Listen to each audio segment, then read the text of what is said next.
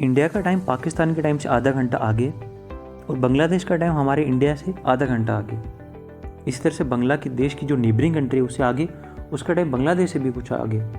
अब इस सब का रीज़न एक ही है, इस सब का रीज़न है हमारा प्राइम मेडिटेरियन और ग्रीनविच।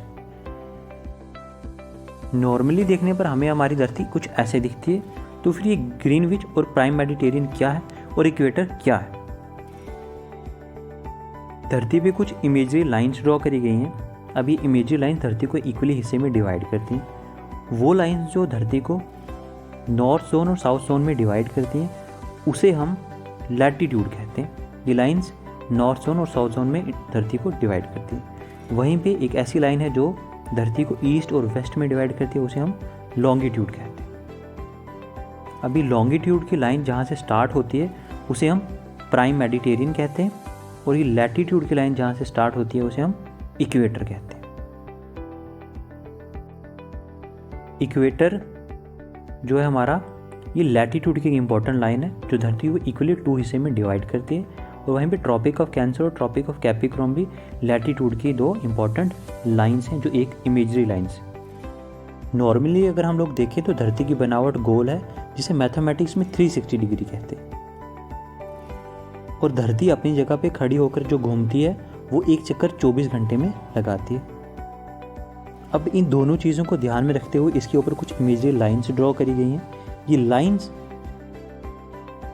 इसकी गोलाई को, इसकी शेप को और इसके जो टाइम लगाती है घूमने में, इनको मद्देनज़र रख के लगाई गई हैं। अब इसके ऊपर जो इमेजरी लाइंस लगाई गई हैं वो प्राइम मेडिटेरियन से शुरू होती हैं। ये प्राइम मेडिटेरियन, इसके बाद जो इमेजरी लाइन आती है वो 15 डिग्री दूरी पे, हर एक लाइन एक दूसरे की दूरी 15 डिग्री दूरी पे खींची गई है।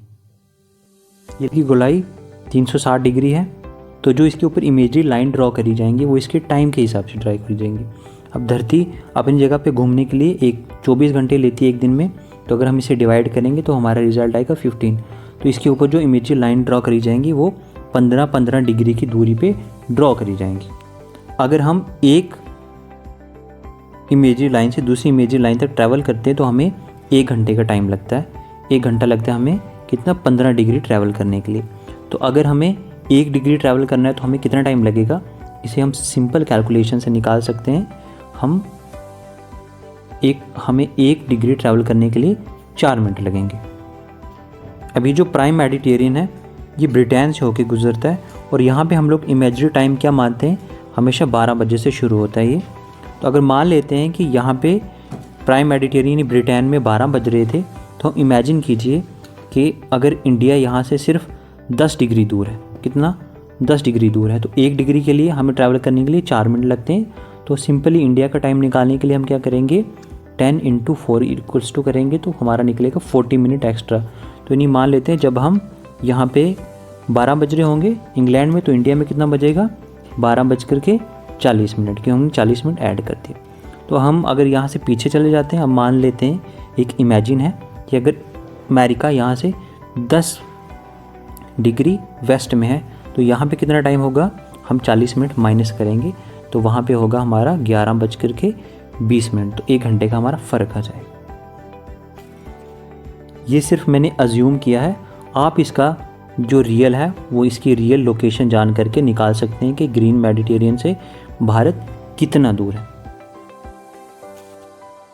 अब जो रियलिटी में इंडिया है, रियलिटी में इंडिया ग्रीनविच से 82.5 डिग्री दूर है। तो अगर आपने इंडिया का टाइम निकालना है एज़ कम्पेयर टू ब्रिटेन, तो आप इसको मल्टीप्लाई करके 4 के साथ इसका आंसर निकाल सकते हैं।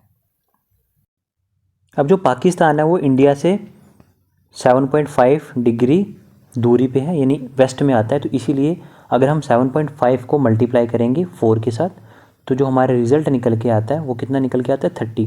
तो यानी 30 मिनट्स पाकिस्तान हमसे पीछे है, वो वेस्ट में है तो इसीलिए वो हमसे पीछे। अगर हमारा टाइम 1 बज रहा होगा तो हम क्या करेंगे, उससे 30 मिनट माइनस करेंगे, तो यानी पाकिस्तान का टाइम कितना हो रहा होगा तब, 12:30 मिनट। तो पाकिस्तान हमेशा हमसे 30 मिनट टाइम में पीछे रहेगा। तो इसी तरह से बांग्लादेश जो है उसका टाइम जोन हमसे आगे आता है, तो बांग्लादेश के टाइम में हम +30 कर देते हैं।